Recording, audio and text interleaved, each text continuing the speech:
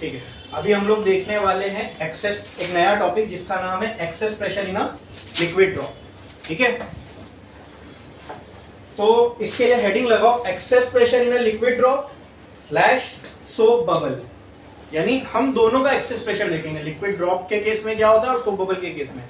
लेकिन ये देखने से पहले हमें पहले समझना तो पड़ेगा एक्सेस प्रेशर का मतलब क्या, और कहां पे है ये एक्सेस प्रेशर। अगर है भी एक्सेस प्रेशर तो है का, तो प्रेशर हम समझते, एक्सेस प्रेशर का मतलब कहने से हम एक्स्ट्रा प्रेशर, हाँ कहीं के मुकाबले एक्सेस होगा pressure.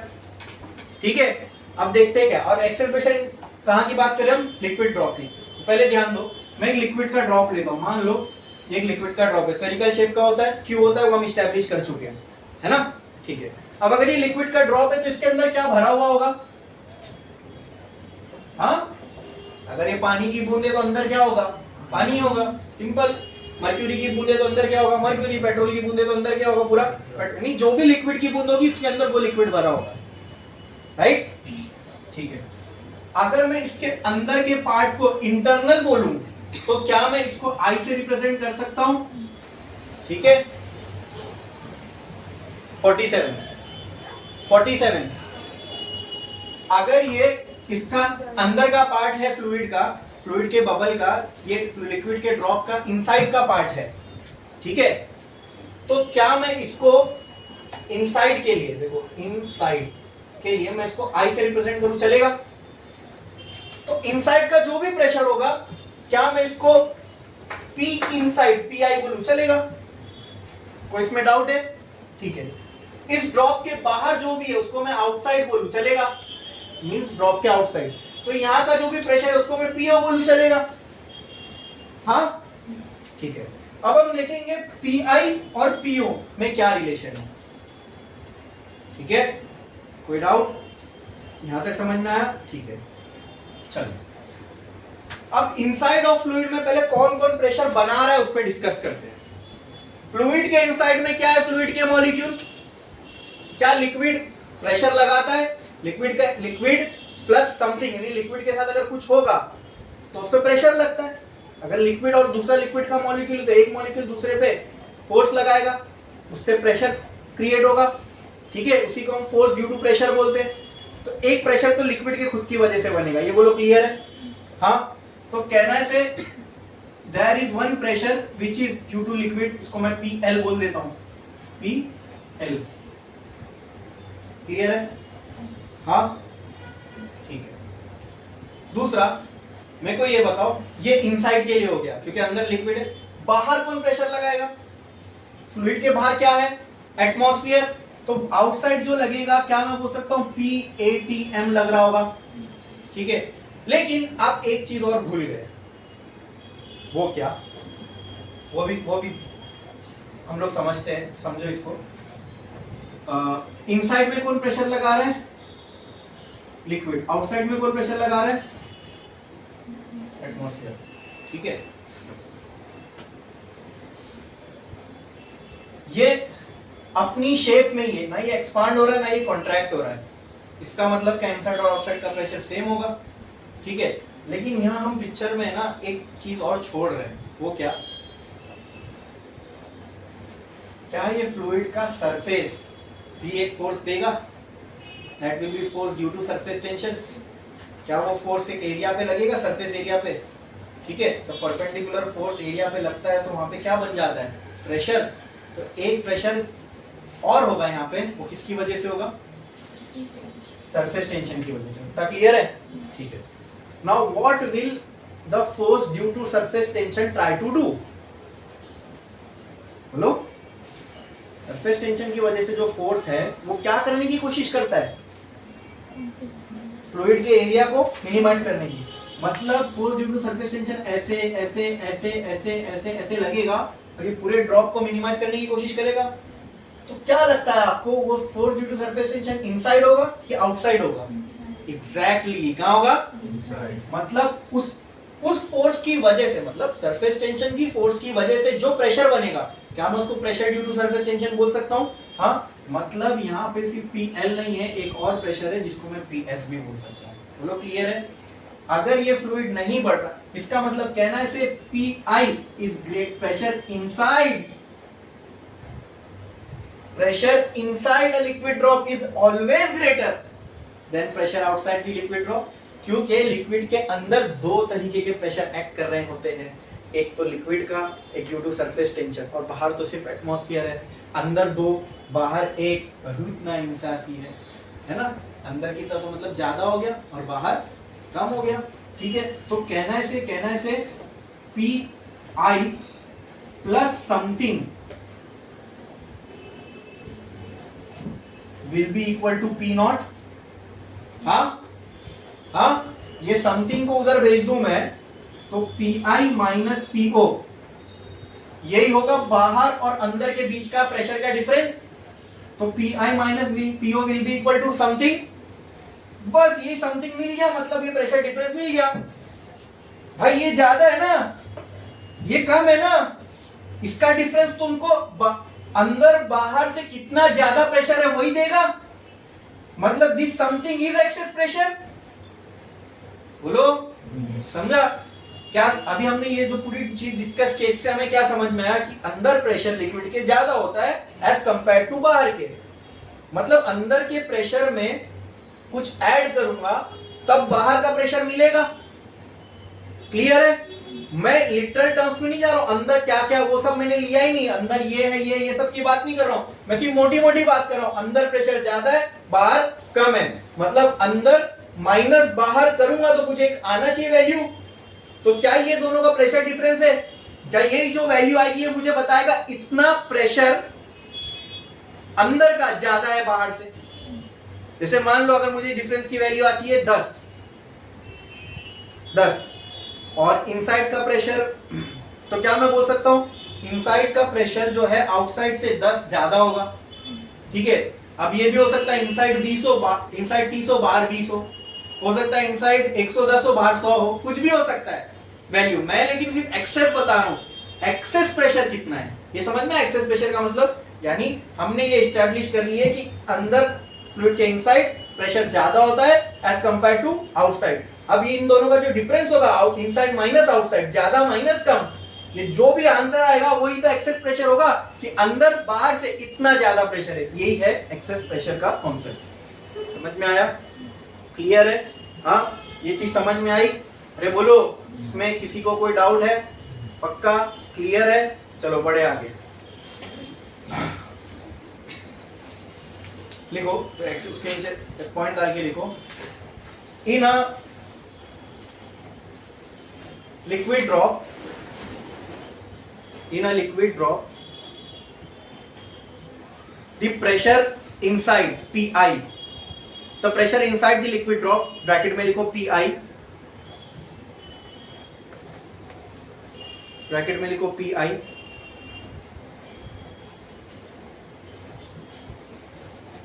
is always greater than the pressure outside the liquid drop, bracket में लिखो PO, ब्रैकेट में लिखो PO। This difference between the inside and outside pressure of a liquid drop is called as excess pressure in a liquid drop. Simple, इससे आसान क्या हो सकता है इसको डिफाइन करना? हाँ, समझ में आया? अब ये समझ में इसीलिए आया क्योंकि ये चीज पता थी कि इनसाइड में क्यों प्रेशर ज्यादा है, समझे ना? क्योंकि इनसाइड में दो फोर्सेस काम कर रहे हैं, एक लिक्विड का खुद का फोर्स और दूसरा force due to surface tension. ये दोनों इनसाइड में है, तो इन दोनों फोर्स की वजह से जो बनेगा प्रेशर वो इनसाइड बनेगा। तो अंदर दो फोर्स और बाहर सिर्फ एटमॉस्फेरिक प्रेशर, अंदर दो प्रेशर, बाहर सिर्फ एटमॉस्फेरिक प्रेशर। तो अंदर का प्रेशर ज्यादा है, बाहर का प्रेशर कम है। ये इससे हमने समझे। बोलो क्लियर है?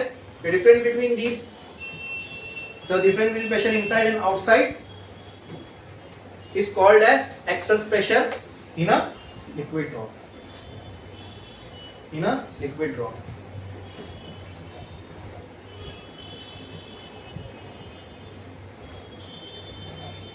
फिर एक लाइन छोड़ो, लिखो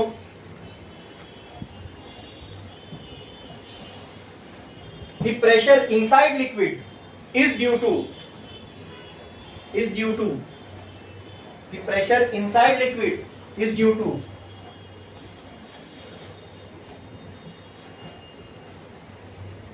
force of liquid itself, and force due to surface tension,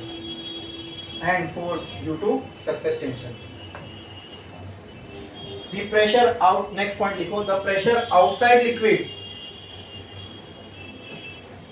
is atmospheric pressure. Pressure outside liquid is atmospheric pressure.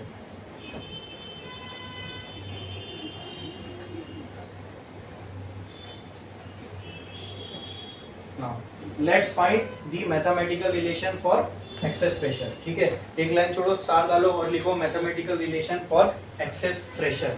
Excess pressure का मतलब हमें एक मैथमेटिकल रिलेशन किसका निकालना है? पीआई माइनस पीओ का. हाँ, mathematical relation for excess pressure, bracket में लिखो पीआई माइनस पीओ और delta P. Pi minus PO मतलब प्रेशर का डिफरेंस ही हुआ ना, और delta P. Mathematical relation for excess pressure, ये कुछ थियरी थी उसकी, उसका मैथमेटिकल रिलेशन देख रहे हैं हम लोग, पीआई माइनस पीओ. ठीक है, चलो.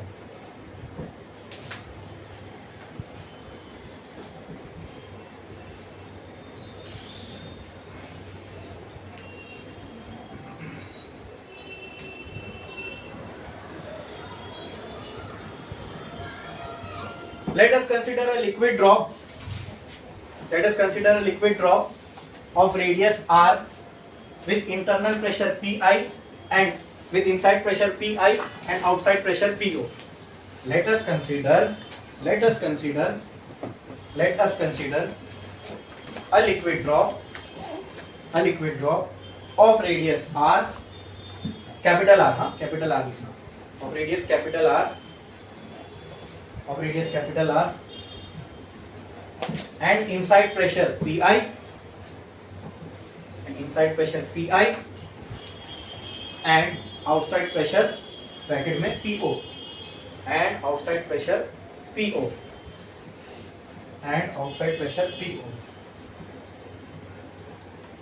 एक लाइन छोड़ो और लिखो, we know that Pi is greater than PO. ऐसा लिखना, we know that Pi is greater than PO.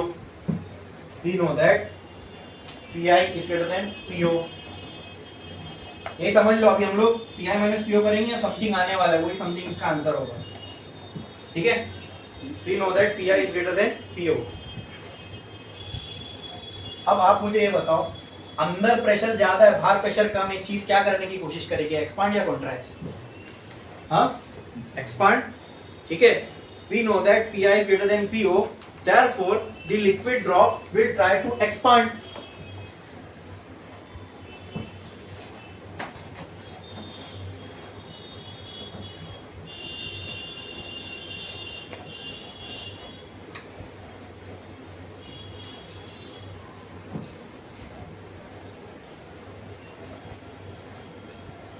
Due to which the change in radius obtained is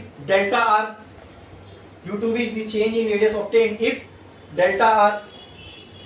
अब यहाँ ध्यान से सुनो दोस्तों, अगर ये लिक्विड का ड्रॉप जिसका रेडियस r था, अगर ये एक्सपांड हो गया तो कुछ टाइम बाद ये इतना ऐसा हो जाएगा.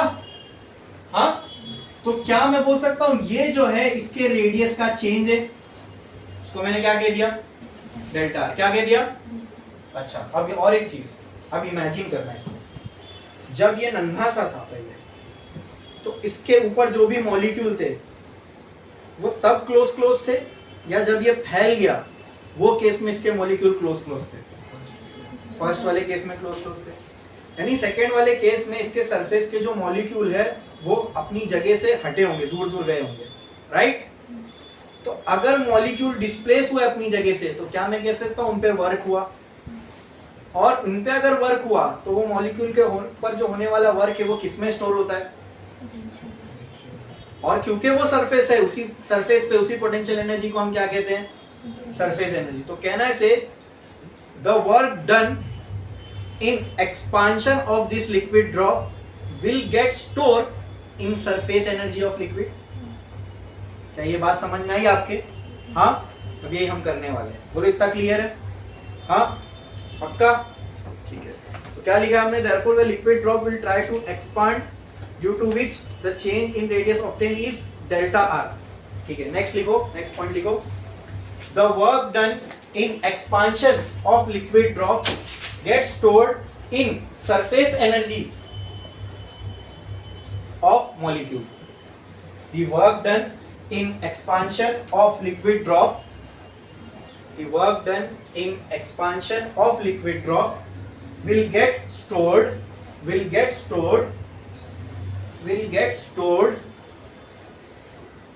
in the surface energy of molecules of free surface। बोलो इतना क्लियर है?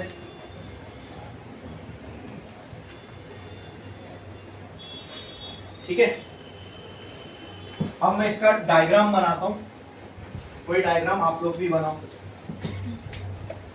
अब ध्यान से देखो, ये था लिक्विड का ड्रॉप जिसका रेडियस मैंने कंसीडर किया था क्या है, आर। इसके इनसाइड का प्रेशर है पी आई और आउटसाइड का प्रेशर है पी नॉट। ठीक है, क्योंकि इनसाइड का प्रेशर आउटसाइड से ज्यादा है, ये एक्सपांड होने की कोशिश करेगा और कुछ टाइम बाद मान लो एक्सपांड होकर इतना हो गया। ठीक है, और ये जब एक्सपांड हुआ तो ये हो गया इसके रेडियस का चेंज डेल्टा आर। बोलो इतना क्लियर है? बस ये डायग्राम बनाना है हमें, कोई डाउट है इसके अंदर? हाँ, छापो छापो।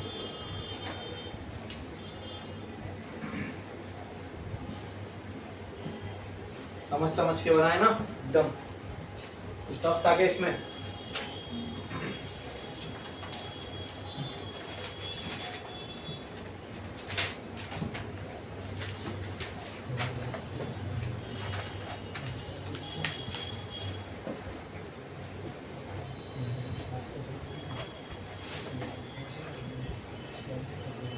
हुआ?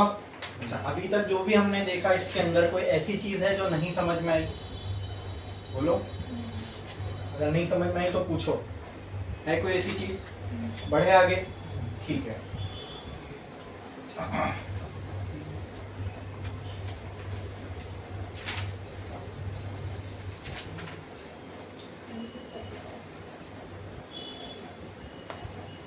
अब मैं work done on liquid drop निकाल रहा हूं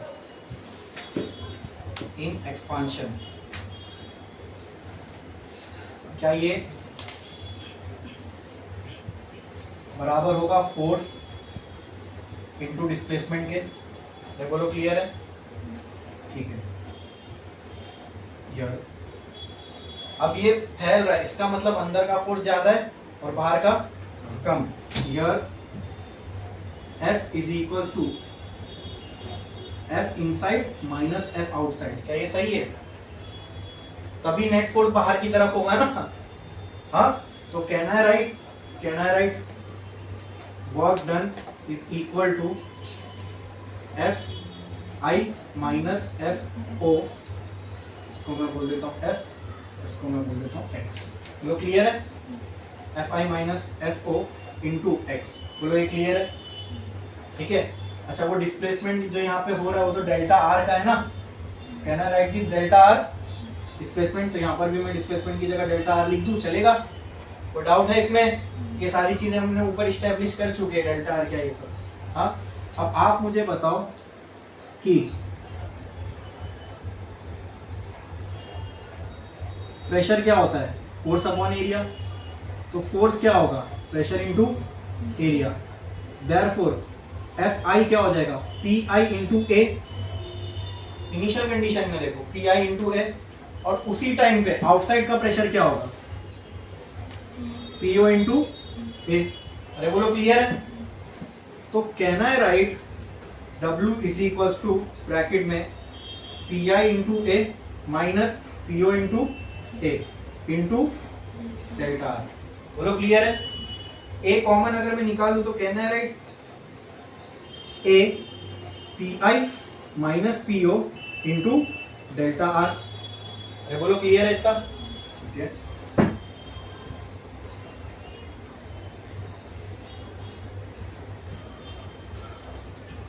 ए क्या है? Surface area of liquid.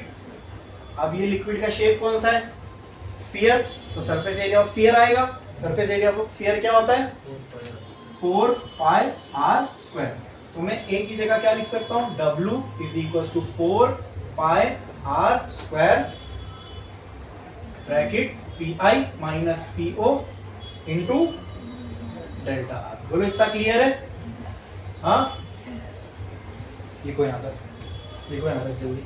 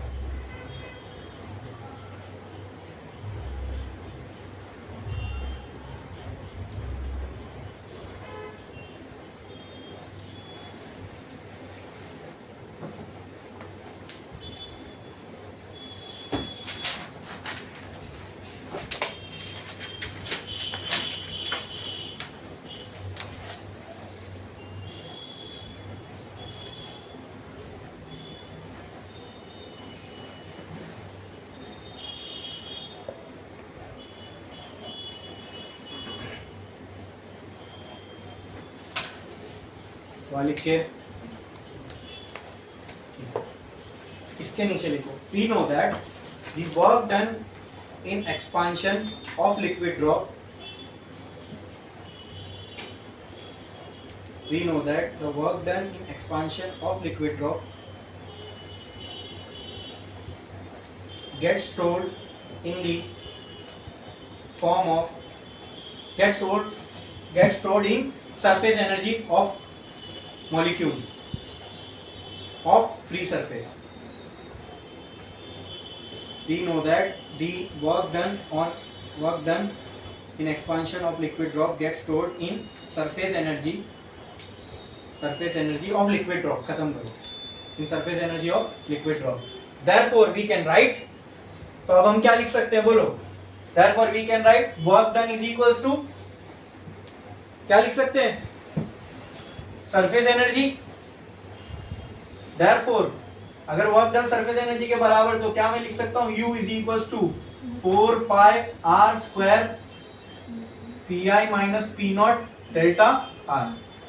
यहां तक क्लियर? इसमें किसी को कोई डाउट? ठीक है, इसको दे दो इक्वेशन 1, इसको दे दो इक्वेशन 1।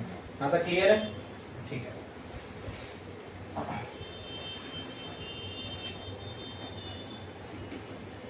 अब हमें पता है, we know that surface energy बराबर होती है S divide by delta A के, राइट? हाँ, here delta A is equal to A final minus A initial। हाँ, चलो A final क्या है देखते हैं। A final is equals to 4 pi R final का स्क्वायर, हाँ, which is equal to 4 pi R final क्या है? R प्लस डेल्टा आर ही है, बोलो। फाइनली एक्सपांड होकर कितना होने वाला है? आर प्लस, तो कहना है से 4 pi R plus delta R the whole square. Clear? तो कहना है right this as 4 pi A plus B the whole square. इसको मैं ऐसा लिख सकता हूं क्या दोस्तों? A square plus 2 A B plus B square. बोलो क्लियर है? अब 4 पाई अगर मैं पूरा अंदर मल्टीप्लाई कर दूं तो क्या ऐसा हो जाएगा? A final is equal to, अच्छा अभी रहने दो फिलहाल ये, क्या मैं इसको ए फाइनल की वैल्यू मुझे ये आएगी, ठीक है? ठीक है। अब ये जो डेल्टा आर है, this is the change in radius of this liquid drop which will be very very small. जो चेंज इन ये रेडियस है लिक्विड ड्रॉप का, ये बहुत ही ज्यादा स्मॉल होगा, ठीक है। रियलिटी में ये बहुत स्मॉल होता है। अब इतने स्मॉल चीज का जब हम स्क्वायर करते हैं ना दोस्तों, तो वो और छोटी वैल्यू आती है, ठीक है। तो जब इतनी छोटी वैल्यू आएगी तो हम इसको डायरेक्टली क्या मान सकते हैं, 0। I can write here delta R is very small,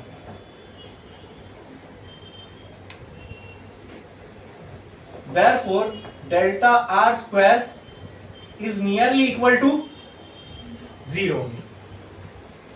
Therefore we can write a final is equal to 4 pi bracket r square plus 2r into delta r, right? A final is equal to 4 pi r square plus 4 into 2 कितना हो जाएगा, 8 pi R into delta are. ये किसकी value आ गई, A final की। देख लो, कुछ doubt है तो पूछो, कुछ भी डाउट है तो पूछो। कुछ नहीं किया मैंने, यहां हमने पोटेंशियल एनर्जी इसके बराबर आ गई, ये पोटेंशियल एनर्जी के बराबर है। अब इसको ऐसी रखे हम अब पोटेंशियल एनर्जी निकाल रहे हैं। पोटेंशियल एनर्जी क्या है, सॉरी सरफेस एनर्जी निकाल रहे हैं। सरफेस एनर्जी का फॉर्मूला हम ऑलरेडी निकाल चुके हैं, एस अपॉन डेल्टा है। अब इसमें डेल्टा ए निकाल रहे। डेल्टा ए क्या है, ए फाइनल माइनस ए इनिशियल, हो तो पहले भी देखे थे। तो ए फाइनल की वैल्यू निकाले, अब ए इनिशियल की निकालेंगे। बोलो ए फाइनल आ गया, ठीक है। अब A initial is equal to 4 pi R initial का स्क्वायर।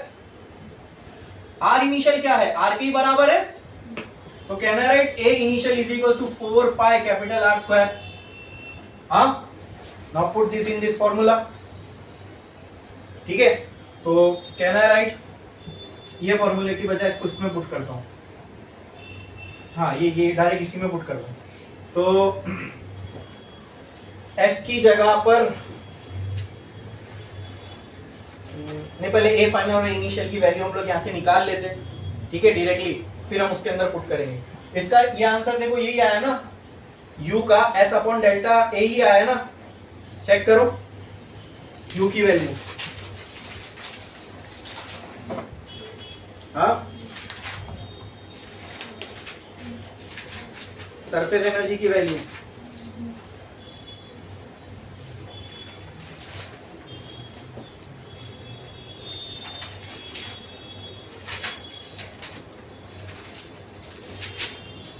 नहीं यार, सरफेस एनर्जी की वैल्यू s इंटू डेल्टा ए है ना। सरफेस एनर्जी की जो वैल्यू आई है हमें, क्या आई है, s इंटू डेल्टा है ना। s की value u upon delta A है। अरे बराबर है ना, तो पूछा तो भी हाँ ही बोल रहे हो, ठीक है। तो अभी पहले हम डेल्टा ए की वैल्यू निकालते, तो डेल्टा ए क्या हो जाएगा, ए फाइनल माइनस, तो delta A is equal to A final क्या आया देखो, 4 pi are square plus 8 pi R into delta R minus A initial क्या आया, 4 पाई आर स्क्वायर, ये और ये अलग, ठीक है। ब्रैकेट ओपन करूंगा मैं तो क्या आ जाएगा, 4 pi are square plus 8 pi R into delta R minus 4 pi are square. देखो ये टर्म और ये टर्म कैंसल, डेल्टा ए क्या बच रहा है, 8 पाई आर इंटू ये हो गया डेल्टा ए। u की वैल्यू क्या है, s इंटू डेल्टा ए, तो कहना है right u is equal to s into 8 pi r into, इसको मैं दे देता हूं इक्वेशन नंबर 2। यहां तक सबको समझ में आया, चेक कर लो, कोई डाउट है, हाँ, अरे हाँ कि ना, पक्का। बढ़ू आगे, from 1 and 2, from 1 and 2 can I write 4 pi r square pi minus p naught delta r is equal to s into 8 pi r into delta r। बोलो यू यू दोनों तो सेम है, कर सकता हूं। कुछ भी डाउट है उसमें जो वहां मैंने किया, क्या उसमें किसी को कुछ भी डाउट है कैलकुलेशन वाइज, कंसेप्ट वाइज, तो पूछ लो। है, बोलो, बढ़ू आगे। ठीक है, अब इसमें से क्या क्या कट रहा है, यहां से एक डेल्टा आर, यहां से एक डेल्टा आर, ये आर स्क्वायर, ये आर, ये पाए, ये पाए, 4 1 जा 4 2 जा। यहां क्या क्या बचेगा, देखो यहां एक आर बच रहा है, यहां पे P I minus P not बच रहा है, और वहां पे 2 बच रहा है, एफ एस बच रहा है, बराबर। बाकी सब कट गए। कहना है right, P I minus P not is equal to 2s by R. खत्म, आ गया ना एक्सेस प्रेशर। हाँ, अब मैं, यही तो वो समथिंग था, इतना एक्सेस होता है प्रेशर इनसाइड और आउटसाइड में। अब ये पीओ को मैं वहां भेजूं और इसको इधर ले आऊं तो ऐसे ही नहीं हो जाएगा, P I plus 2s by R equal to P not, मतलब पी आई के साथ कुछ तो ऐड हो रहा है, अब वो पी नॉट के बराबर हो रहा है। आई बात समझ में? ये हो गया एक्सेस प्रेशर, खत्म। कहना है ऑल्सो, अच्छा अब यहां से एक बात ध्यान से सुनो, क्या मैं इसको ऐसा भी लिख सकता हूं, delta P is equal to 2s by R. हाँ, कई कई बुक्स में इसको ऐसा भी लिखा रहता है, delta P is equal to 2t by R, T is for surface tension. ठीक है, तो डरना घबराना नहीं। अब इसको लिखने का एक और तरीका है, ये हमको आगे जब हम कैपिलरी एक्शन पढ़ेंगे उसमें काम आने वाले, इसलिए वो तरीका यहाँ बता दे रहा हूं, ध्यान से सुनो। अगर मैं कॉनकेव और कॉन्वेक्स सरफेस समझता है, कॉन्वेक्स का मतलब क्या, कॉन्वेक्स का मतलब क्या और कॉनकेव का मतलब क्या, जिसका बल्ज आउटसाइड हो वो कॉन्वेक्स है, और जो इनसाइड से बल्ज, इनसाइड से जिसमें कैविटी हो वो क्या है, कॉनकेव है। तो मैं आपसे अगर पूछूं ये दोनों केस में कि इनसाइड वाला कॉनकेव है कि कॉन्वेक्स है, और आउटसाइड वाला कॉनकेव है कि कॉन्वेक्स है, वो बताओ। इनसाइड वाला कौन सा सरफेस है, कॉनकेव या कॉन्वेक्स? इनसाइड वाला सरफेस देखो, जैसे कि ये लिक्विड ड्रॉप है तो इसके इनसाइड क्या है, कॉनकेव या कॉन्वेक्स? कॉनकेव। आउटसाइड क्या है, कॉन्वेक्स। तो कहना है right, P I minus P not की जगह P concave minus P convex is equal to 2s by R not. अरे बोलो, क्लियर है? हाँ, ये क्लियर है, समझ में आ रहा है ये पक्का? कहना है pressure on concave side is greater than pressure of convex side by 2s by R. इतना क्लियर है? मतलब कॉनकेव साइड का प्रेशर ज्यादा होता है, मतलब मैं ऐसा भी लिख सकता हूं, P concave plus 2s by R, ये बराबर होगा P कॉन्वेक्स के। बोलो क्लियर है? या फिर मैं इसको ऐसा भी लिख सकता हूं, P inside plus 2s by R, ये बराबर होगा P आउटसाइड के। ये तो मैं कह रहा था, inside plus something is outside. देखो ना, इसको इधर ले आओ, इसको उधर लेके लिख जाओ, वही इक्वेशन बनेगी। ठीक है, तो इसके कोई भी फॉर्म में आप इसको लिख सकते हो, ये। ठीक है, कंप्लीट करो। अपने को यहीं तक लिखना है, यहीं तक, उसके बाद सारे यहीं तक, एग्जाम में आया तो यहीं तक करना है। ठीक है, यहीं तक आप फिलहाल यहीं तक लिखो, पहले यहीं तक लिखो, इधर ही तक लिखो, बाकी सब मत लिखना। लिखो, देखो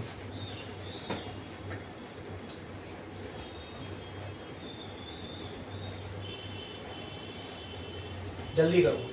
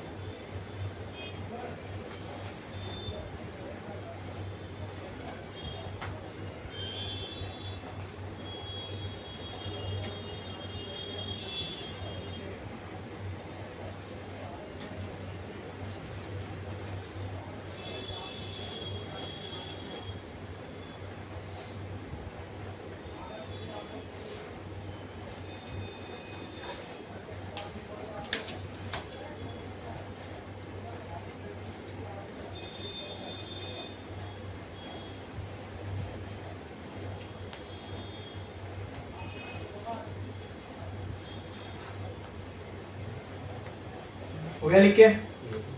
इसके बाद ये भी लिख दो, ये वाला, बस ये वाला।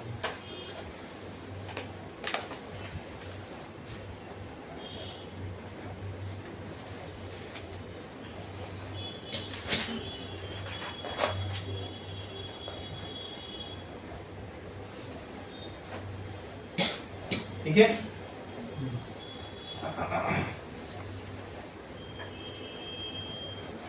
इसके जस्ट नीचे लिखो for soap bubble, for soap bubble, for soap bubble. ये सब नहीं लिखना, ये अभी मत लिखना। इसके जस्ट नीचे लिखो for soap bubble since it has 2 layers, since it has 2 layers, since it has 2 layers, जो यहां लिख रहा हूं वो लिखो, since it has 2 layers, pi minus p naught is equals to 2 into 2s by r. Therefore, तो pi minus p naught कितना हो जाएगा बोलो? 4s by r।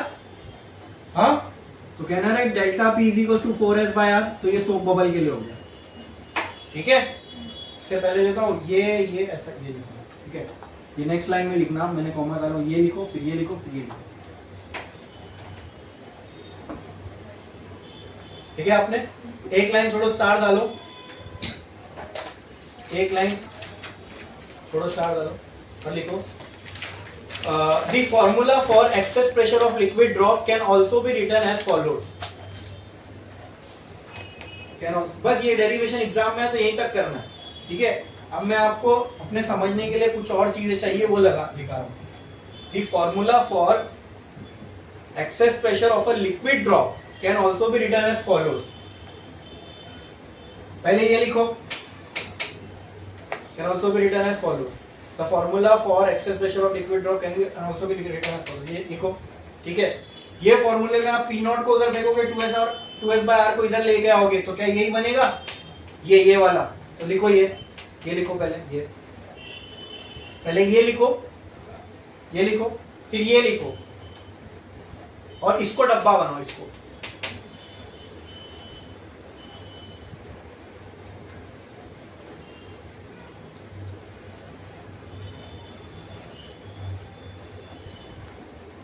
ठीक है, फिर नेक्स्ट लिखो इन अ लिक्विड ड्रॉप ऐसा लिखो the inside of a liquid drop can also be said to be concave side. The inside of liquid drop can also be said as concave side. The inside of a liquid drop can also be said as concave side and outside of liquid drop can also be said as convex side.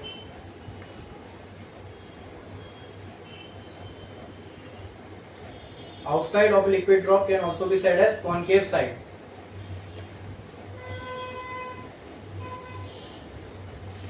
As convex side. The above formula can also be written as follows. The above formula can also be written as follows. जहां पे P I है वहां पे आप क्या लिखोगे? P concave. जहां पे पी ओ है वहां क्या लिखोगे? P convex. तो यही वाला फॉर्मूला, ये जो डब्बे में अभी आपने लिखे ना, तो पी आई की जगह P concave plus 2s by R equal to P convex. लिखो लिखो लिखो जल्दी। P concave plus 2s by R is equals to P convex. P convex, इसको डब्बा बनाओ, 2s by r is equals to P convex।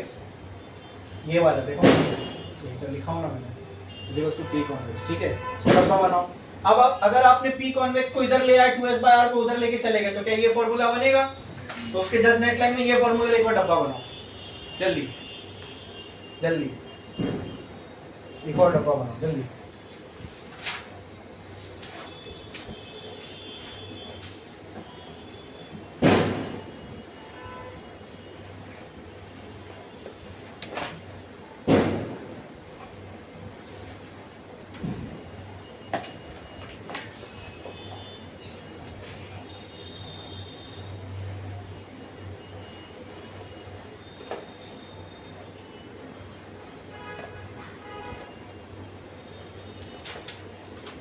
ठीक है आपने, बस यहाँ पे ये पार्ट हो गया हमारा खत्म।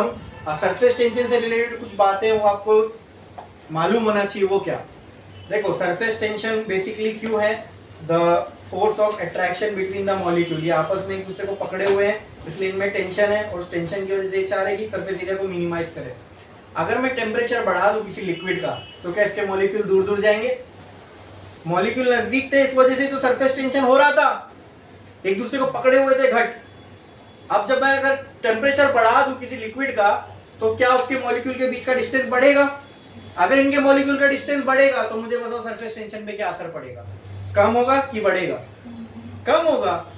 आई बात समझ में? इनके हाथ टूटने लगेंगे, छूटने लगेंगे एक दूसरे से, दूर दूर जाएंगे। ये क्लियर है? Surface tension decreases with increase in temperature. बोलो क्लियर है? ठीक है। अच्छा, अगर मेरे पास एक लिक्विड है उसमें मैं इंप्योरिटी मिला दूं, जैसे पानी में नमक डालना इज अ इंप्योरिटी फॉर पानी, पानी में शक्कर डालना वो पानी के लिए तो इंप्योरिटी है, भले आप उसको पीने वाले हो। इंप्योरिटी का मतलब मैं ये नहीं बोल रहा कुछ गंदा, ठीक है? लिक्विड के लिए वो फॉरेन पार्टिकल इंप्योरिटी है, ठीक है? अब इसे मान लो आप सब पानी के मॉलिक्यूल हो, अब मैंने यहाँ पे आपके बीच बीच में लाके, आप सब सेम टाइप के मॉलिक्यूल एक साथ चिपक के रहना चाहते हो, अब मैंने कोई और मटेरियल का मॉलिक्यूल लाया, ठीक है? मतलब मैंने एक मैनिक्विन लाया दुकान पे से और उन मैनिक्विन्स को, मतलब पुतलों को मैंने आपके बीच बीच में बिठा दिया, तो आप लोग के बीच का जो बॉन्ड है वो और क्लोज आएगा कि दूर होएगा? दूर होएगा ना। मतलब किसी लिक्विड में इम्प्यूरिटी ऐड करने से, जैसे वो पुतला आप लोग के बीच में एक इम्प्यूरिटी की तरह है, उसी तरह पानी के अंदर नमक अगर मैं मिला दूं तो नमक का मॉलिक्यूल जब पानी में घुलेगा तो पानी के मॉलिक्यूल के बीच बीच में जाके बैठ जाएगा, ठीक है? ऐसे ही समझो, यानी उससे बॉन्ड बनाएगा तो, लेकिन वो पानी के आपस के बॉन्ड तो कमजोर हो जाएंगे ना? नहीं नहीं, सही है क्या? नहीं सही है। तो अगर ये बॉन्ड कमजोर होंगे, इसी की वजह से तो सरफेस टेंशन था कि आपस में ये लोग दोनों ये छोड़ना नहीं, आपस में एक दूसरे को पकड़े हुए थे। अब बीच में कोई आया इनको तोड़ने के लिए, ठीक है? अब इन दोनों के बीच में कोई आएगा तो इनमें तो तोड़ पैदा होगा ना, ठीक है? तो इसके वजह से इंप्यूरिटी ऐड करने से सरफेस टेंशन में आपको क्या लगता है, कमी होगी कि बढ़ेगा? कम होगी। मॉलिक्यूल लिक्विड के आपस के जो बॉन्ड होंगे वो तो कमजोर हो जाएंगे, जिसकी वजह से सरफेस टेंशन था। तो मतलब adding impurity also decreases surface tension, ठीक है? आई बात समझ में? टेम्परेचर के बढ़ने से सरफेस टेंशन कम होता है, ठीक है?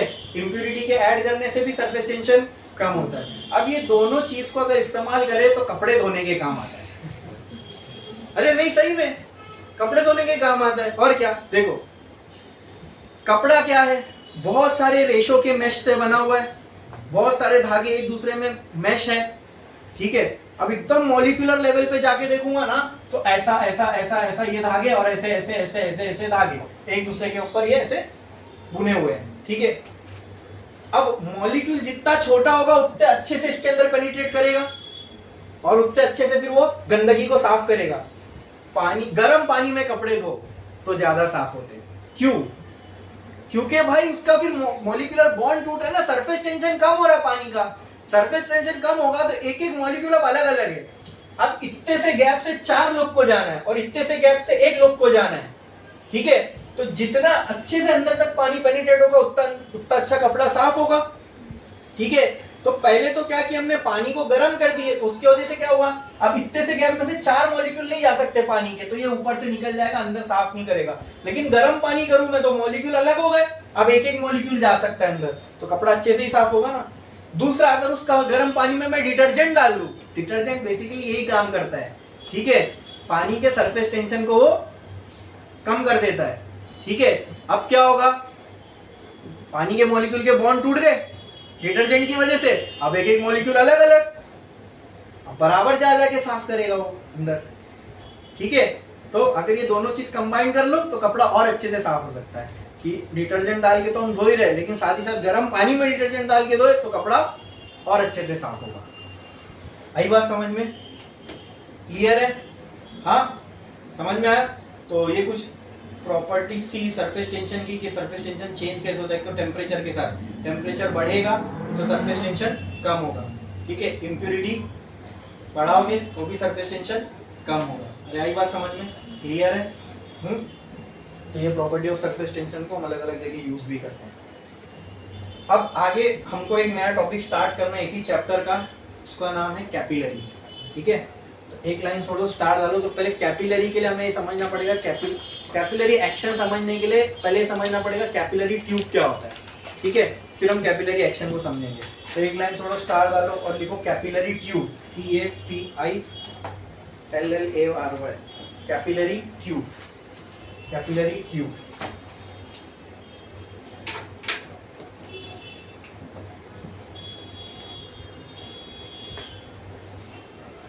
इसका डेफिनेशन लिखो, a tube with very small internal diameter is called as capillary tube. A tube with very small internal diameter is called as capillary tube. Is called as capillary tube. जो surface tension की बात बताया, sense बन रही है ना कपड़े धोने में। अक्सर सुने होंगे आप लोग ने घर पे भी, गर्म पानी में कपड़े अच्छे से साफ होते हैं। तो उसकी वजह, उसके पीछे की फिजिक्स आज समझ में आ गई। डिटर्जेंट से कपड़े अच्छे से साफ होते हैं, उसके पीछे की फिजिक्स अच्छे से समझ में आ गई है ना। वो झाग वाग निकलता है तो सिर्फ अपने दिमाग को सेटिस्फेक्शन, झाग ज्यादा निकला मतलब ज्यादा साफ नहीं। ठीक है, वो डिटर्जेंट वगैरह क्या करता है, पानी की सरफेस टेंशन को कम करता है ताकि पानी का एक एक मॉलिक्यूल कपड़े के एक रेशे में जा सके। और जब पानी का एक एक मॉलिक्यूल एक एक रेशे पे जाएगा तो ऑटोमेटिकली साफ ही होएगा ना वो।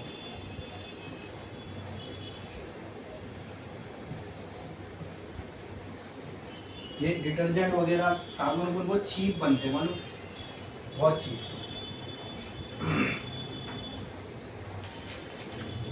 ठीक है, एडवर्टाइजमेंट में इतना खर्चा होता है कि अपने को इतने महंगे पे मिलते हैं दुकानों पे।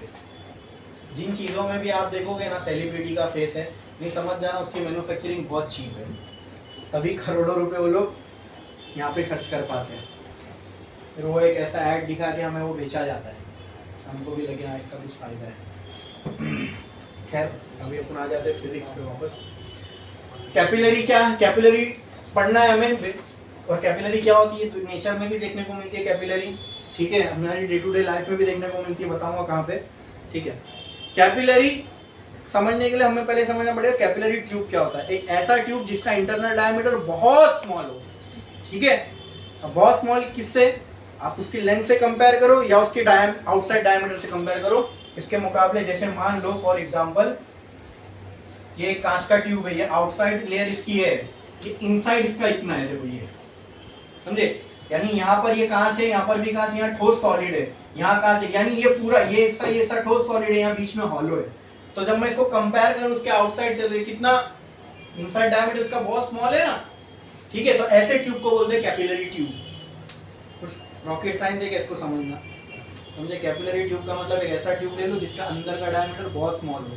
लैब में ट्यूब देखियो ना, उसका बाहर भी एक लेयर होती है, अंदर भी एक लेयर होती है, थिकनेस होती है, लेकिन बाहर के और अंदर की लेयर की थिकनेस में ज्यादा कुछ फर्क नहीं होता। कैपिलरी ट्यूब क्या होता है, जिसका इंटरनल डायमीटर बहुत स्मॉल हो, या ऐसा ट्यूब लो जिसका डायमीटर बहुत स्मॉल हो, उसी ट्यूब को क्या बोलते हैं हम लोग, कैपिलरी ट्यूब। क्या बोलते हैं। अब इससे होता क्या है, तो कैपिलरी ट्यूब से होता है कैपिलरी एक्शन। तो एक लाइन छोड़ो, स्टार डालो और लिखो capillary action. Capillary action, action मतलब कुछ तो हो रहा होगा, उसी को हम एक्शन बोल रहे हैं, तो क्या हो रहा होगा वो देखते हैं। कैपिलरी एक्शन लिखो, दो डॉट डालो, उसका मैं डेफिनेशन बोल रहा हूँ, लिखो। The rise or fall of a liquid inside capillary tube is called as capillary action. The rise or fall of a liquid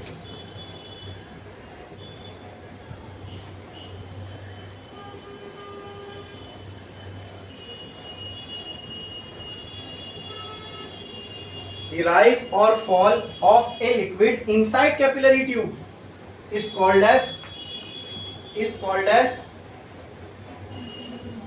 capillary action। लिखा आपने इतना, capillary action। ठीक है, अब सुनो ध्यान से, सुनो एक बात। मैंने एक कंटेनर लिया, इसमें मैंने पानी भरा, ठीक है, और इस पानी में अगर मैंने एक नॉर्मल पाइप डाला, नॉर्मल जो अपने घर का पाइप लगा होता है, उसको काटो और इसी के अंदर डाल दो। मान ली नॉर्मल पाइप की बात कर रहा हूं मैं, नॉर्मल पाइप। वो पाइप आपने इसमें डिप कर दिया, ठीक है। तो अगर कंटेनर में यहां तक पानी है तो पाइप के अंदर का यहां तक पानी चला जाएगा। तो नॉर्मल पाइप है, आपने कंटेनर लिया, उसमें पानी, बाल्टी लिया, पानी भरा और बाल्टी में आपने पाइप डाल लिया, तो बाल्टी में इतना पानी और पाइप में इतना पानी आ जाएगा क्या? नहीं ना, नहीं ना, अरे नहीं ना। हाँ, लेकिन अगर मैं यही चीज कैपिलरी ट्यूब के साथ करूं तो कुछ होता है, तुम नहीं समझोगे। ठीक है, क्या होता है आओ देखते हैं।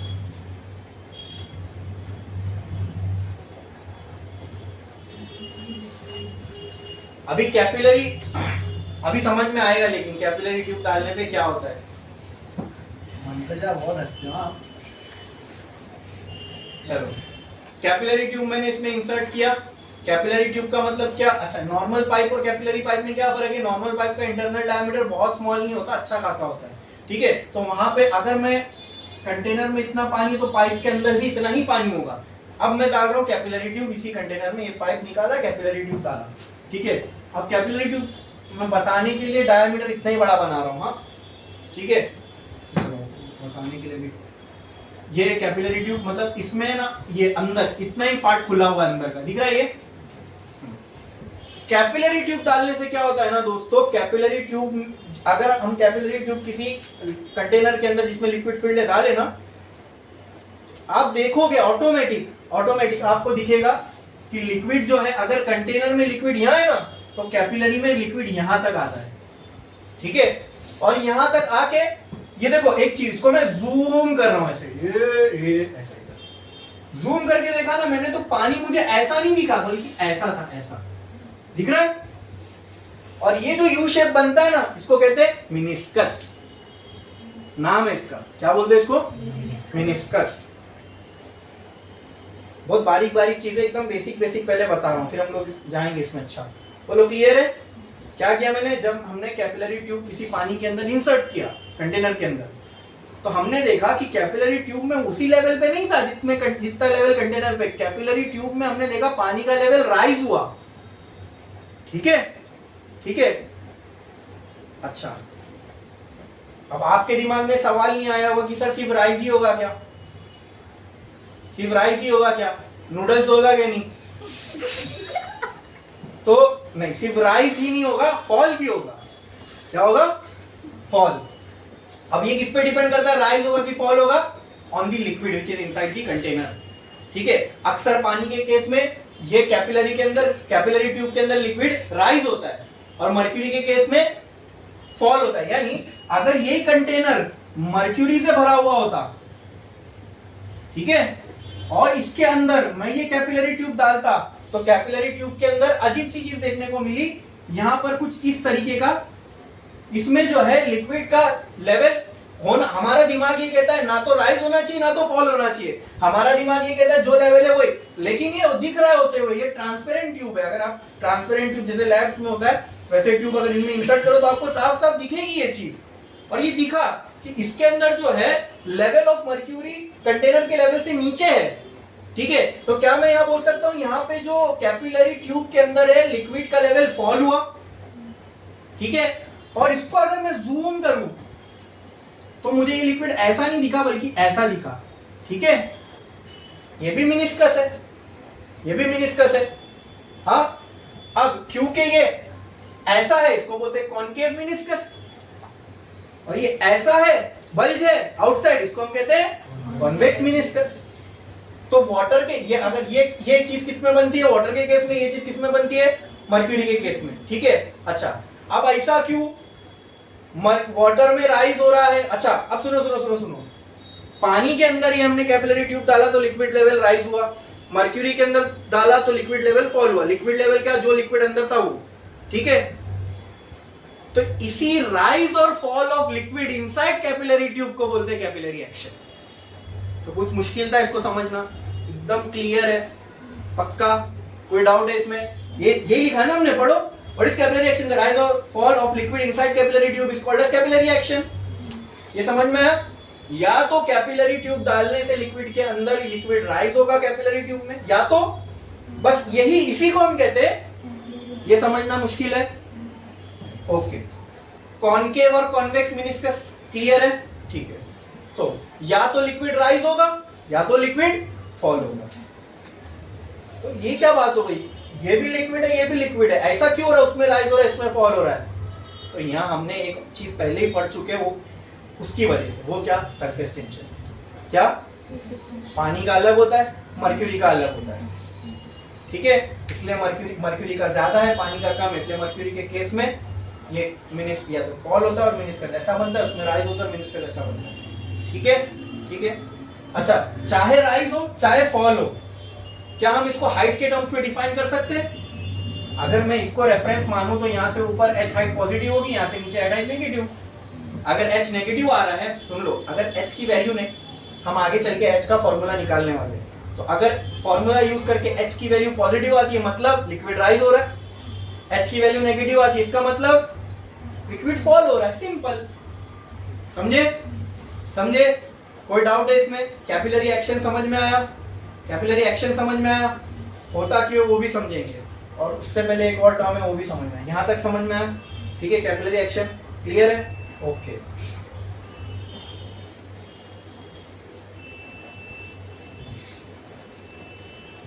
अब एक टर्म है दोस्तों, एंगल ऑफ कांटेक्ट, वो हमें समझना बहुत इंपॉर्टेंट है, वो मेनिस्कस को समझने के लिए।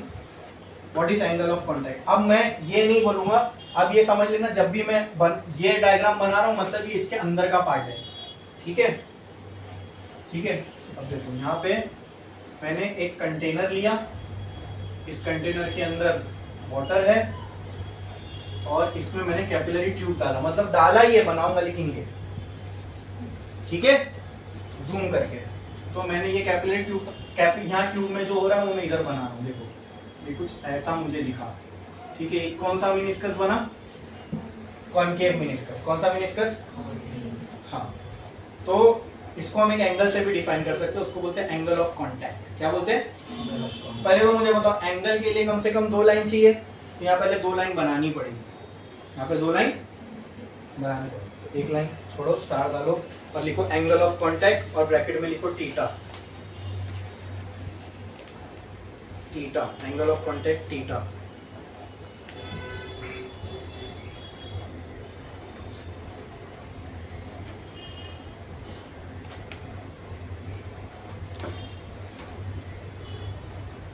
The angle between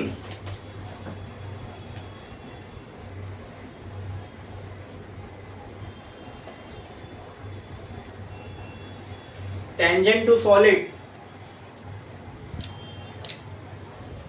and tangent to liquid is called as angle of contact। फिलहाल डेफिनेशन के लिए इतना ही समझो। अब वो एंगल लेना कैसे ना दोस्तों, उसमें बहुत मतलब छोटी सी चीज मालूम होना जरूरी, मालूम पड़ गई ना फिर आप गलती कभी नहीं करोगे। ये याद जो करता है ना उसको बहुत प्रॉब्लम होती है। अब मैं इसके बाद जो दूंगा वो इससे इंपॉर्टेंट है, ठीक है। एंगल ऑफ कांटेक्ट मैंने क्या बोला? द टेंजेंट टू लिक्विड, ठीक है।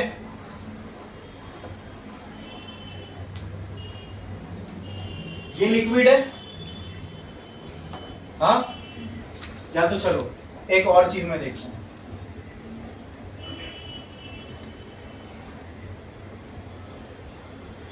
कैपिलरी राइज और कैपिलरी फॉल लिखा आपने, ठीक है, ये दोनों लिखा। अब इसके नीचे नोट करके लिखो, नोट नोट नोट नोट करके लिखो, note note. Tangent to liquid is taken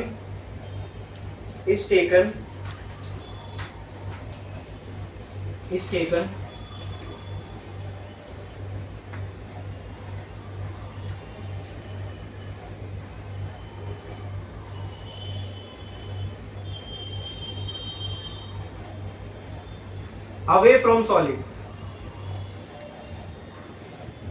surface, away from solid surface, ठीक है। और नेक्स्ट पॉइंट लिखो इसी में, tangent to solid is taken towards liquid, tangent to solid is taken towards liquid,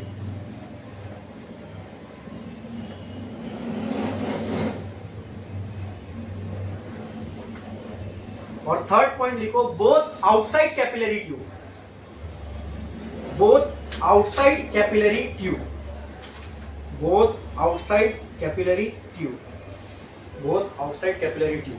ठीक है, अब ये समझने के लिए कुछ चीजें और समझनी पड़ेगी, मतलब जो एंगल ऑफ कांटेक्ट ये बनने वाला है आउटसाइड कैपिलरी ट्यूब, उसके लिए ना पहले मैं आपको एक चीज समझाता हूँ।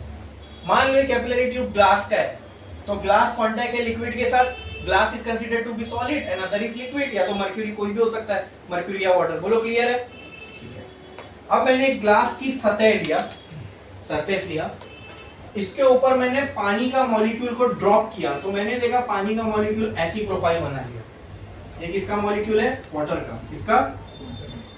वाटर का। और मैंने उसी सरफेस पे ये ग्लास सरफेस है, ग्लास सरफेस, ठीक है, और इसी सरफेस पे मैंने एक मर्क्यूरी का लिक्विड का ड्रॉप डाला और वो ड्रॉप ने ऐसा शेप बनाया। ठीक है, ये किसका ड्रॉप है? मर्क्यूरी। ठीक है, इतना क्लियर है? अब ऐसा क्यों हुआ? पानी का ड्रॉप क्यों नहीं स्फेरिकल बना? ठीक है, तो ध्यान से सुनो, यहां पे कांटेक्ट फोर्सेस देखो क्या क्या है। दो फोर्स है यहाँ पे, एक force between water and water, और यहां पे दूसरा फोर्स होगा force between water and glass, बराबर। दूसरा यहां पर भी दो फोर्स होंगे, force between mercury and mercury, और दूसरा force between mercury and glass. इतना क्लियर है? हाँ, in case of water, force of water and water is less than force between water and glass. ठीक है, मतलब यहां पे जो कोहेसिव फोर्स है वो एडिसिव फोर्स से कम है। अब ग्लास पानी को ज्यादा ताकत से खींच रही है, बजाय पानी के मॉलिक्यूल को, ये बैठ जाएगा ना। आई बात समझ में? ये भी ऐसी रहना चाहता है, ये ऐसी रहना चाहता है, लेकिन उसको नीचे से ज्यादा फोर्स मिल रहा है, तो ऐसा तब क्या? इसलिए पानी का मॉलिक्यूल ग्लास सरफेस पे डालने पे ऐसा दिखता है। मर्क्यूरी का ड्रॉप कभी हाथ में लिए हो? कभी थर्मोमीटर टूटा फूटा होगा तो हाथ में आया? मर्क्यूरी का इतना सा भी ड्रॉप बनेगा ना, छोटा सा, मतलब अगर थर्मोमीटर में से मर्क्यूरी नहीं, वो तो अंदर एक साथ है, गिरता है ना तो बहुत सारे ड्रॉप बन जाते हैं, हर ड्रॉप एकदम परफेक्ट गोला रहता है, क्या मस्त लगता है मालूम। और जैसे आप उसको पकड़ने जाओगे ना, फिर 2 ड्रॉप बन जाएगा, वो बारीक मतलब हल्का रहता है ना, पकड़ हाथ में आता है, नहीं टूट जाता है। तो आप 4-5 मर्क्यूरी के बॉल को, मर्क्यूरी ड्रॉप को करीब करीब लाओगे ना, मिक्स होकर एक बड़ा बॉल बन जाता है, एकदम जादू लगता है। ठीक है, अच्छा, तो मर्क्यूरी के केस में क्या है? Force between mercury and mercury is greater then force between mercury and glass, यानी ग्लास जितने फोर्स से मर्क्यूरी के मॉलिक्यूल को खींचेगा, उससे ज्यादा मर्क्यूरी को आपस में खींचेगा। तो इसको फर्क नहीं पड़ता, इसके मॉलिक्यूल एक साथ, इनकी एकता मजबूत है, तो ये दबेंगे नहीं, ये अपना शेप बना के रखेंगे। ठीक है, बाय डिफॉल्ट लिक्विड तो यही चाहता है स्फेरिकल शेप रखना, ये भी वही चाहता है, ये कर वही रहा है, लेकिन बेचारा जिससे कांटेक्ट में, उसने इस पे ज्यादा फोर्स लगा दिया, ताकत से खींची है। समझे आप ये चीज? बोलो क्लियर है? ठीक है, तो अब इसी चीज को ना यहाँ पे अप्लाई करेंगे हम लोग और समझेंगे। देखो, ये एक कंटेनर है, इसमें वाटर है, क्या है? वाटर। ठीक है, इसमें मैंने डाला कैपिलरी ट्यूब, अब मुझे बताओ, जहां पर लिक्विड और सॉलिड कांटेक्ट में, क्या वो ये एरिया है? ठीक है, ये यहां का जो सरफेस के पास का लिक्विड है वाटर, ये वाटर को, क्या ये लिक्विड अपनी तरफ, ये वाटर है, ये ग्लास है, वाटर का मॉलिक्यूल यहां खींचना चाहता है इसको, हाँ, अरे बोलो, और ग्लास इसको अपनी तरफ ऐसे खींचना चाहता है, बराबर। समझो ध्यान से, अगर यहां पे कोई मॉलिक्यूल है पानी का, ठीक है, तो उसको वाटर का मॉलिक्यूल इस साइड खींचेगा, ग्लास उसको अपनी तरफ यहां खींचेगा, राइट? कौन सा फोर्स ज्यादा है? ये फोर्स ड्यू टू WG है, ये फोर्स ड्यू टू वाटर है, कौन सा ज्यादा है? इस साइड का, लेकिन वो भी जीरो थोड़ी ना है, ठीक है। तो क्या मैं बोलूं कि नेट फोर्स कुछ होना ऐसे चाहिए था, लेकिन क्योंकि ये ज्यादा है फोर्स, नेट फोर्स ऐसा कुछ होगा। अरे बोलो क्लियर है? अब नोट में एक चीज लिखो, ऊपर हेडिंग में नोट में एक चीज लिखो, ये बहुत इंटरनल कॉन्सेप्ट है जो मैं आपको बता रहा हूं। नोट में एक चीज लिखो, the free surface is always perpendicular to the net force acting. The free surface of liquid is always perpendicular to the net force. Is always perpendicular to the net force. Is always perpendicular to the net force.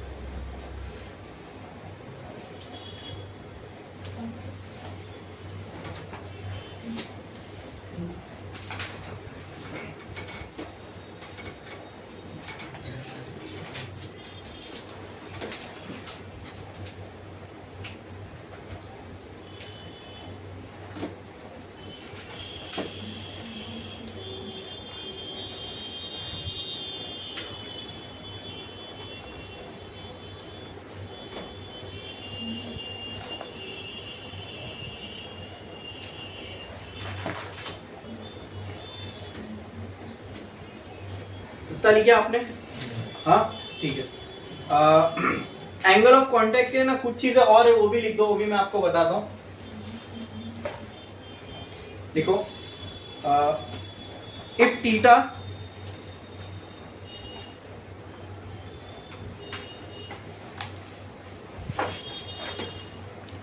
ऐसा लिखो, theta less than 90, theta less than 90, liquid rise inside capillary tube.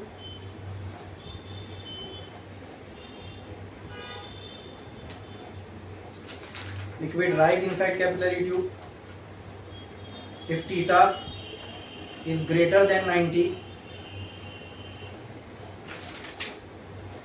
If theta is greater than 90,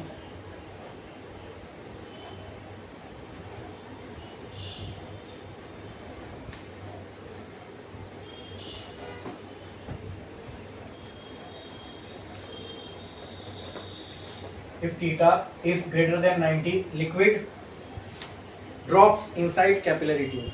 Liquid drops inside capillary tube. Liquid drops inside capillary tube.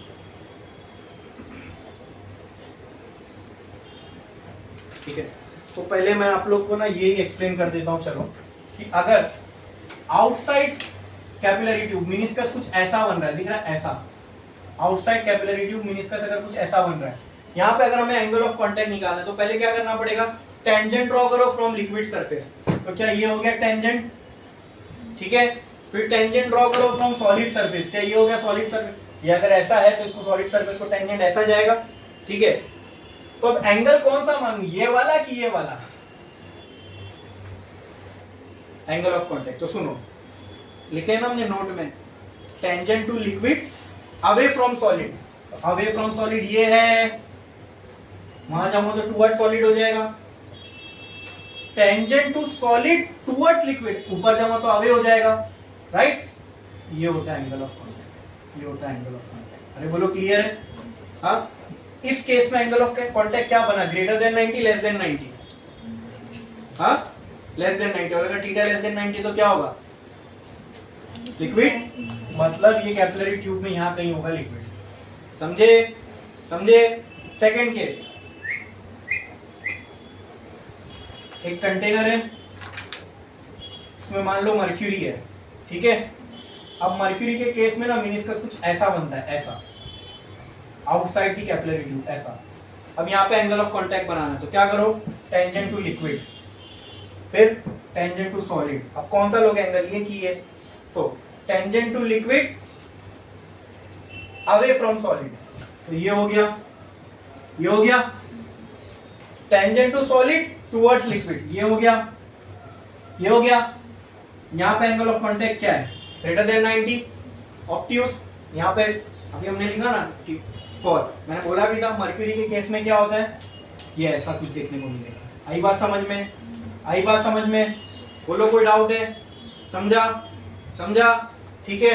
तो ऐसा लिखो, for water दो ऐसा दो बनाओ, दो ऐसा बनाओ। देखो फॉर वाटर, फॉर वाटर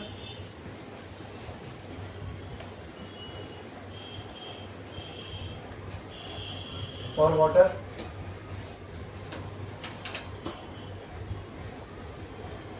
ठीक है। मिनिस्कस कैसा बन रहा है? कॉनकेव। फॉर वाटर नीचे लिखो concave meniscus, concave meniscus, concave meniscus is form, concave meniscus is form. Theta less than 90, theta less than 90 ऐसा लिखना, theta less than 90 direct, theta is less than 90।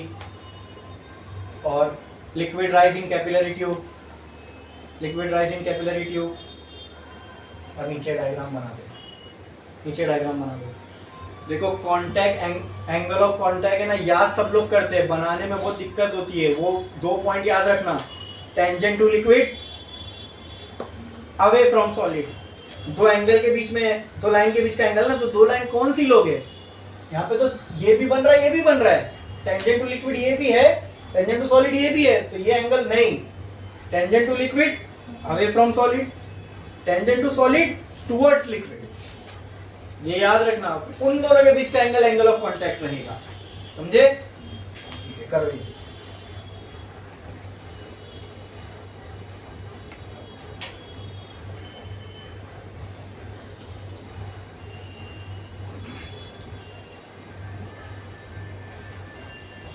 फिर सेम वहां क्या लिखोगे? मर्क्यूरी के case में बताओ।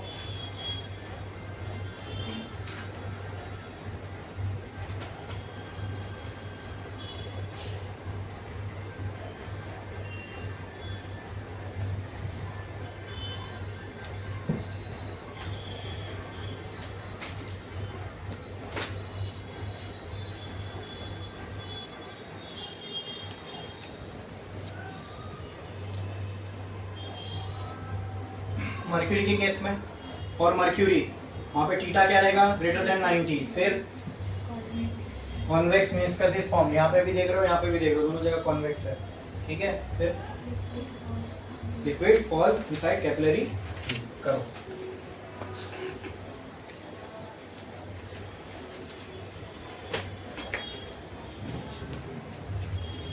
हो गया?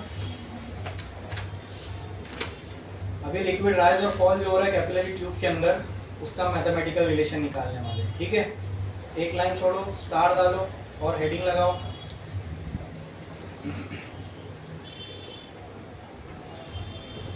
Rise or fall of a liquid inside capillary tube.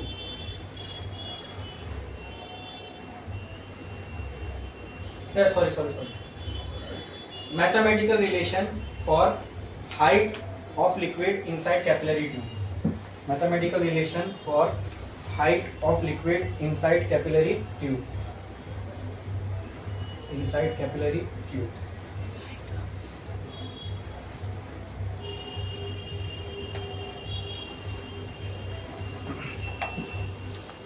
ठीक है,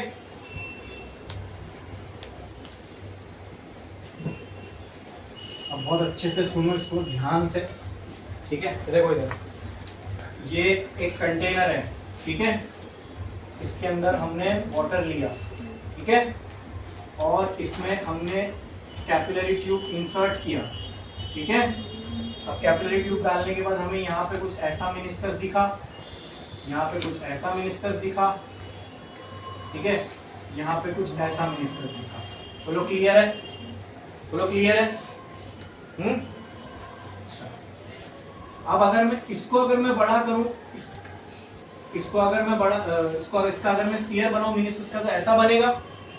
हाँ, अच्छा चलो, अभी और 3 पॉइंट मैं ले रहा हूं, ठीक है।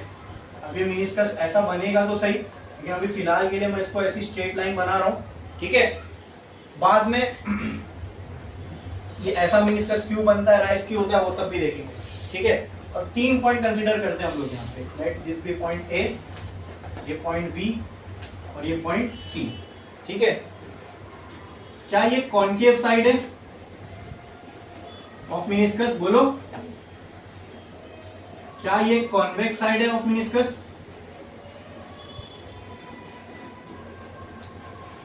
बोलो क्लियर है? हाँ, मुझे आप बताओ pressure on concave side of meniscus क्या रहेगा? बोलो, pressure on concave side of meniscus, P concave, क्या P एटमॉस्फेरिक के बराबर होगा कॉनकेव साइड पे? अरे बोलो, प्रेशर ऑन कॉन्वेक्स साइड, इसके जस्ट नीचे प्रेशर ऑन कॉन्वेक्स साइड क्या होगा? तो क्या मैं बोल सकता हूं P concave minus P convex is equals to 2s upon r, यही था। तो P कॉन्वेक्स क्या आ जाएगा? P concave minus 2s by r is equals to P convex. बोलो क्लियर है? अरे बोलो क्लियर है? सही है ये क्या नहीं है? बोलो, हाँ बोलो। किधर? इधर ये क्या था? पीक, अच्छा नहीं, लेकिन ये प्लस आएगा तो ये फॉर्मूले में कुछ गड़बड़ होगी, फिर यहाँ कॉन्वेक्स होगा यहाँ कॉन्केव होगा, ये बराबर है तो फिर ये कैसे प्लस आया? क्या?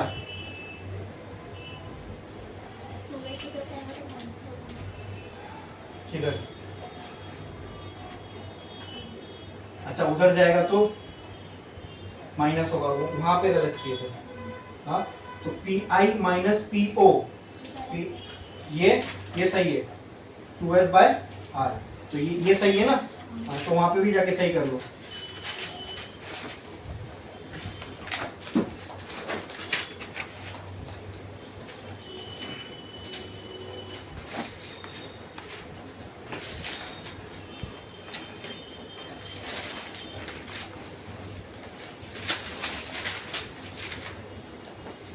मतलब Pi ग्रेटर है और PO स्मॉलर है, PO में कुछ ऐड होगा तो Pi के बराबर होगा, राइट ना?